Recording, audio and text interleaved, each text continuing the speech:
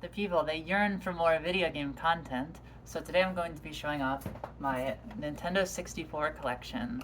So, I collect Japanese N64 games. I have not bought one of these in a long time. I acquired most of these actually, I think during the pandemic. They're way cheaper in Japanese, at least they used to be. They might not be anymore. But I have, I don't know, like a dozen of these or something, and I thought I would show them off. The box art is some of the prettiest box art in all of video gaming because you have these huge chunky boxes, and they're very maximalist, is the way that I would describe some of the 90s Japanese video game boxes art. And I think that I really appreciate that. This is probably the coolest one. It's Pokemon Snap, and it has film in it. I think there's film in here. And yeah, I mean, just look at this. It looks really cool. Looks like something you would buy for a camera. A little bit smaller than the other boxes, so sort of unconventional. I have, reaching over here, Kirby 64. No idea what this is actually called. I forget how to read Japanese. Something no Kabe. Something no Kirby. Kirby's something 64. Kirby's Cuck Job 64. So I got that. And then I have a bunch of these, like Mario Tennis. My favorite cover art, actually, are the Mario parties in Japanese. First one, kind of good, right? Kind of classic. But take a look at number 2 and 3. These are beautiful covers, in my opinion. The fucking, neon pink and neon orange, can't beat it. This is the best. I mean, honestly, this might be my favorite video game cover ever. These are really good. I would have this as a poster. They're very pretty. So those are really good. And what's cool is that it's actually pretty easy to play Japanese N64 games because you can basically take out this little piece of plastic in your N64. They were region-locked consoles, but not software. It's like this super easy hardware fix. You just open up the N64.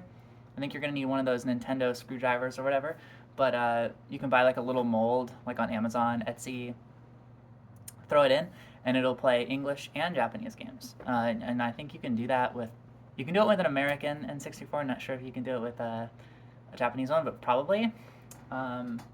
So I've played some of these, not all of them, admittedly.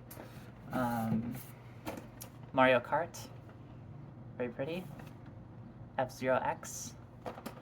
This game is actually very fun.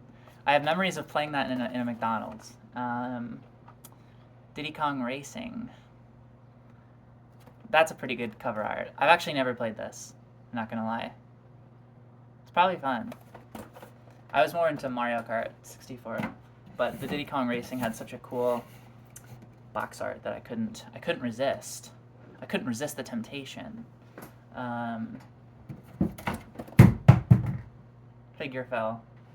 Crollo likes to jump from the shelf. This little fucker. Happy he didn't break. I got that in Japan. Anyway, this is a video about N64. Pokemon Stadium. There was actually 3 Pokemon Stadiums released in Japanese. The first one is apparently very bad. So this is the equivalent of the American first one, but there was a Japanese first one that I think just is this with just way less features, basically. So not even really worth picking up, other than for completionists' sake. But yeah, I love the cover on this. This box is a little more beat up than my other ones. I've never really noticed that, actually. But just love the maximalist cover art of this shit. So good. So good. Just trying to put these back on the shelf. Of course, any N64 collection has to have a Super Mario 64, which still has a sticker on it from Matsuzakaya, probably some sort of book or game store. I like the 3D rendering of Super Mario 64. It's very goofy and almost looks like clay. Just large, chunky pieces of flesh. I don't know how else you would word that.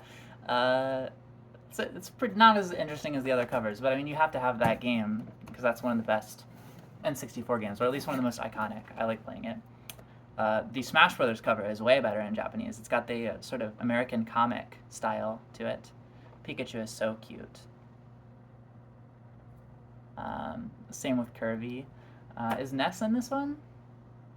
Was Ness added in Melee? I don't remember. Maybe Ness is a secret character in this one.